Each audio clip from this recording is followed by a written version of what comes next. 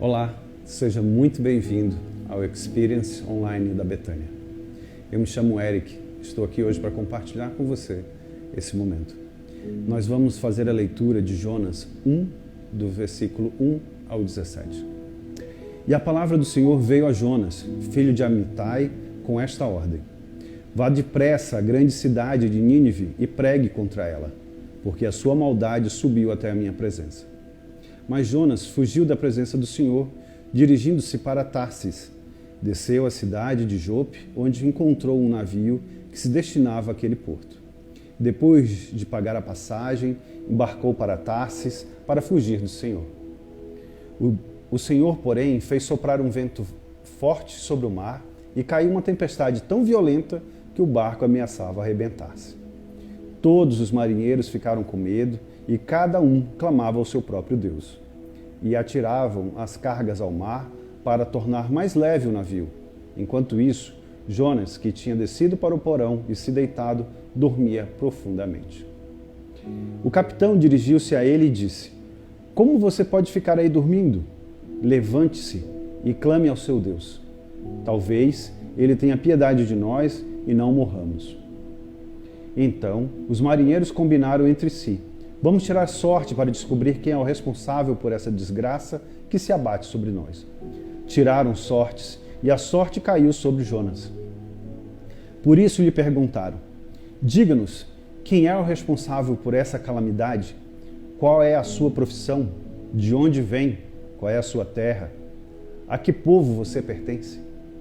Ele respondeu: eu sou hebreu, adorador do Senhor, o Deus dos céus, que fez o mar e a terra. Com isso, eles ficaram apavorados e perguntaram: o que foi que você fez? Pois sabiam que Jonas estava fugindo do Senhor, porque ele já lhes tinha dito. Visto que o mar estava cada vez mais agitado, eles lhe perguntaram: o que devemos fazer com você para que o mar se acalme? Respondeu-lhes: peguem-me e joguem no mar, e ele se acalmará. Pois eu sei que por minha causa que esta violenta tempestade caiu sobre vocês. Ao invés disso, os homens se esforçaram ao máximo para remar de volta à terra, mas não conseguiram, porque o mar tinha ficado cada vez mais violento. Então, eles clamaram ao Senhor: Senhor, nós suplicamos, não nos deixe morrer por tirarmos a vida deste homem. Não caia sobre nós a culpa de matar um inocente, porque tu, ó Senhor, fizestes o que desejavas. Então, pegaram Jonas e lançaram ao mar enfurecido, e este se aquietou. Ao verem isso, os homens adoraram ao Senhor com temor, oferecendo-lhe sacrifício e fazendo-lhes voto. Então, o Senhor fez com que um grande peixe engolisse Jonas, e ele ficou dentro do peixe por 3 dias e 3 noites. Eu quero começar compartilhando com você uma experiência. Quando eu recebi o convite de compartilhar esse momento com vocês, logo de cara, logo de início, veio muito a mim querer falar sobre Atos 9:5, quando Paulo pergunta a Deus quem ele é, e Deus responde que ele é aquela pessoa que está sendo perseguida por Paulo. Mas quando finalmente eu me rendi a esse momento, e em oração pedi para que Deus guiasse o que Ele gostaria que eu falasse hoje, me veio exatamente a percepção na oração de abrir a Bíblia e encontrar Jonas. E Jonas tem um processo claro de identidade. Todos nós, cada um de nós, a gente tem uma identidade civil, certo? É aquela em que eu me apresento às autoridades, em que as autoridades perguntam quem eu sou. Essa identidade carrega o nome que eu recebi de quem me criou, de quem deu o meu nome. Mas nada disso realmente identifica quem você é. Talvez você deva estar se perguntando o que Jonas tem a ver com identidade. E eu quero começar te fazendo uma reflexão. Se pergunta, quem é realmente você? Você sabe realmente quem você é? Você sabe se identificar se alguém te perguntar e que não te conhece? Você conhece a sua identidade em Cristo? qual é o seu propósito. Qualquer uma das respostas que vier à sua cabeça ou coisas que já falaram para você, nada delas vai ser diferente do que todo mundo já sabe. Nós somos seres humanos únicos, somos criados à imagem e semelhança de Deus, mas cada um de nós carrega a sua própria identidade. Só que a gente tem que lembrar que a identidade é formada por vários fatores.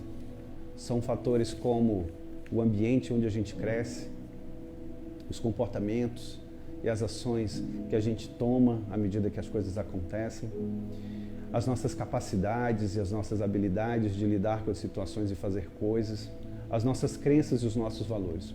Tudo isso faz com que nós traçamos o processo de criação dessa identidade de quem nós realmente somos. E só depois disso é que a gente consegue então acessar o espiritual. E o espiritual aqui tem a ver exatamente com a nossa missão, nosso propósito. E é disso que eu quero falar contigo hoje. Sobre missão, sobre propósito, sobre identidade. Jonas recebeu uma missão de Deus. Jonas tinha a missão de sair da onde ele estava e ir até uma cidade, salvar aquela cidade. Só que Jonas não queria ir. O que ele fez? Ele fugiu de Deus. Porque ele não queria cumprir o próprio propósito. E quando a gente olha para isso e entende o que aconteceu, a gente vai perceber que nenhum de nós foge de processos. E cada um de nós, com o seu próprio processo, traz a composição dessa identidade que a gente carrega. E a gente pode observar isso através da história de qualquer um dos heróis da fé. Mas eu quero te trazer um em especial. O personagem central da Bíblia, que é Jesus. Jesus também passou por processos. Se você parar para pensar e analisar, ele passou por vários processos desde sua concepção. Jesus nasceu bebê, ele cresceu, foi cuidado, alimentado, instruído.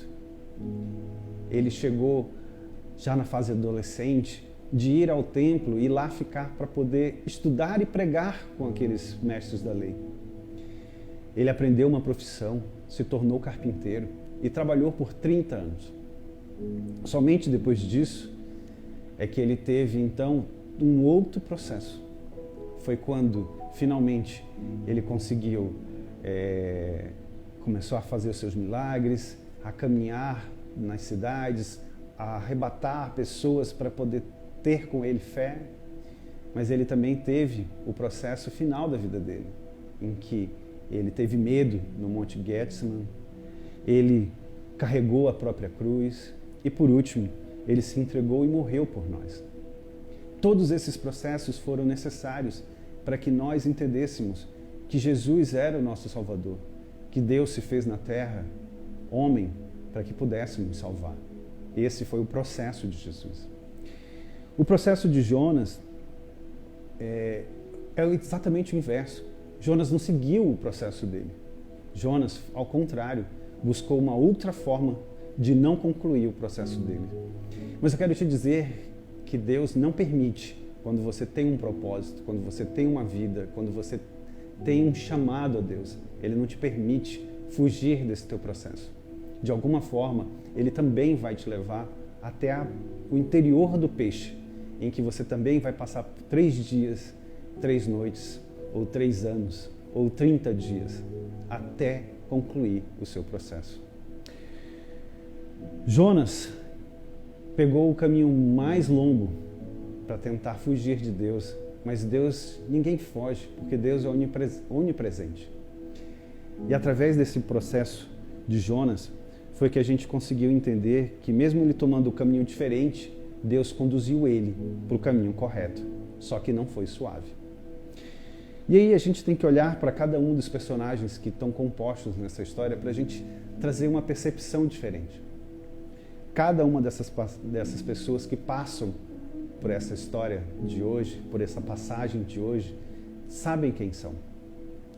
A tempestade sabia quem ela era e qual era a função dela ali naquele momento. Jonas também sabia quem era ele.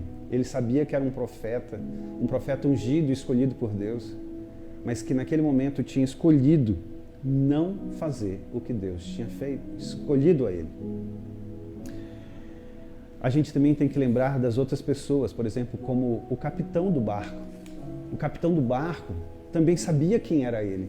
A função do capitão era manter a calma e a ordem dentro do barco, mesmo no meio da tempestade. Por isso, ele desce para poder ver se tem mais alguém que precisava de ajuda, e naquele momento ele encontra Jonas dormindo no meio da tempestade. Chama a ajuda, pede a ajuda de Jonas para que naquele momento ele possa subir e ajudar todas as pessoas em oração. A gente também tem que lembrar dos marinheiros, que naquele momento, quando descobriram que Jonas era a pessoa que trazia toda aquela tempestade para dentro do barco, em momento nenhum eles pensaram em matar Jonas, jogar Jonas do barco ou desistir de Jonas. Ao contrário, eles decidiram juntos remar para voltar à terra, para salvar todos eles. Mas eles não fizeram isso, porque eles sabiam quem eles eram.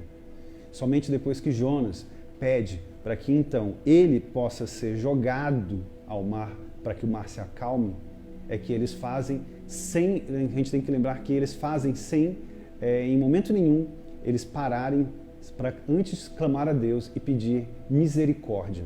Ou seja, naquele momento, Jonas, mesmo sem saber, já estava cumprindo o primeiro desígnio de Deus, que era salvar aqueles gentios, que não professavam da mesma fé, mas que naquele momento passaram a crer em Deus também. E por último, não menos importante, o peixe. O peixe que naquele momento se torna nada mais, nada menos do que uma crisálida, um túmulo, para que durante aqueles 3 dias e 3 noites, Jonas possa refletir, pensar, amadurecer e, por último, crescer em Deus. No capítulo 2, Jonas faz uma oração de arrependimento, né? E depois que ele se arrepende, o peixe, mandado também por Deus, vai até a praia e joga Jonas na praia. E aí Jonas começa o caminho dele, o processo dele, que é ir até Nínive. Só que a gente tem que lembrar que Jonas, mesmo com tudo isso, ainda não fez o que Deus ordenava, que era pregar para toda a cidade. Quando Jonas chega em Nínive, ele percorre a cidade em um dia, simplesmente professando e gritando para as pessoas se arrependerem, porque Deus acabaria com aquela cidade em 40 dias. Em momento nenhum ele para, em momento nenhum ele se conecta com aquelas pessoas. Ele simplesmente em um dia atravessa uma cidade toda que levaria 3 dias. Ele faz isso de qualquer forma, de qualquer jeito, não como Deus gostaria, mas ele faz mesmo assim. E o que eu quero falar por último agora é te chamar para entender sobre mudança. Todos nós podemos mudar de comportamento. Todos nós podemos mudar a nossa identidade, como nós nos vemos. A gente nunca vai mudar quem a gente é em essência, mas a gente pode mudar quem a gente vê. E isso tem a ver exatamente com o fato de Jonas não entender que ele era um agente enviado de Deus para fazer essa mudança no ambiente, no comportamento, nas crenças e nos valores e a própria identidade da cidade de Nínive. É só você pensar que somente depois disso foi que as pessoas conseguiram se ver e conseguiram largar todo o pecado que elas tinham para então viver uma nova vida em Cristo.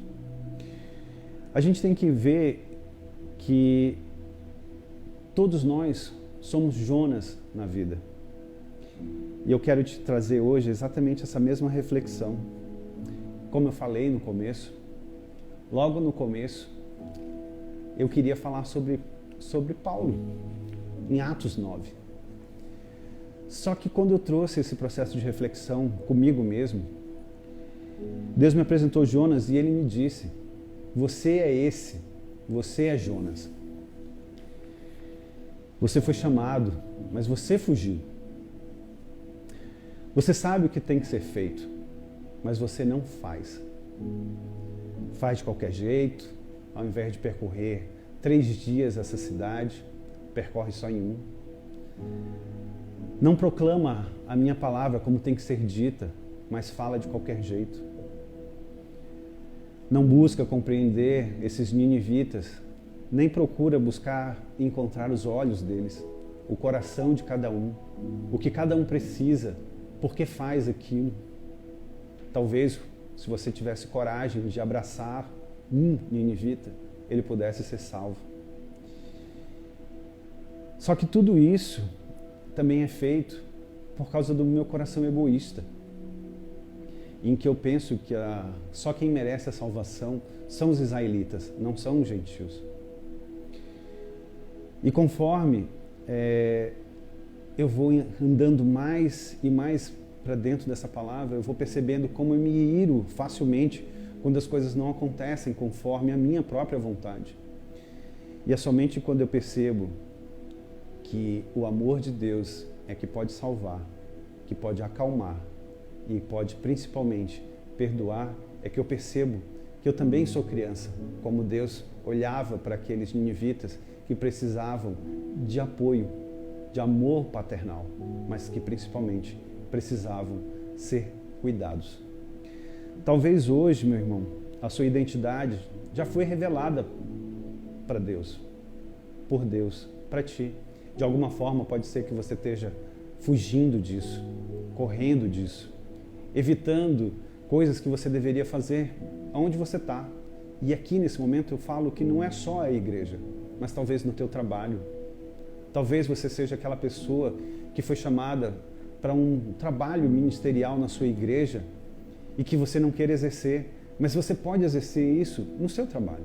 Talvez você seja a pessoa que pode apoiar outras pessoas, ter palavras de conforto, ser a pessoa que apoia, não a que critica e que só aponta defeitos, mas que pode ser aquela pessoa que está pronta, com um olhar. Às vezes o que as pessoas precisam é de um abraço.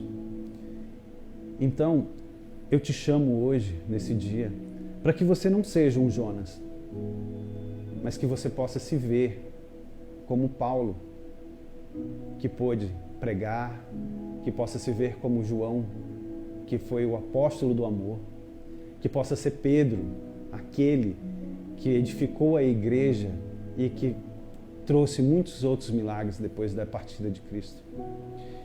Por isso eu te peço, perceba que muitas vezes isso exige uma mudança no seu próprio ambiente, exige uma mudança nos seus comportamentos, na sua busca por conhecimento, por aprendizado, novas habilidades, novos conhecimentos.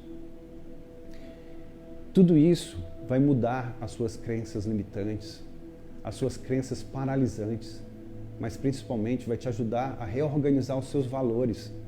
Talvez hoje o seu valor principal não seja a família, e talvez ele esteja lá em 2º, 3º lugar, e talvez seja necessário você rever a posição em que estão esses teus valores, para que a partir disso você possa ter uma nova identidade em Cristo, sabendo que você é filho de Deus, como diz lá em João 1:12, ou simplesmente em 1 João 3:2. Enfim, eu podia falar de vários versículos que falam que você é filho de Deus, é filho amado. Mas hoje eu estou aqui para te dizer, não seja Jonas, seja aquela pessoa que não se ira, seja aquela pessoa que faz e é obediente a Deus. Muito obrigado.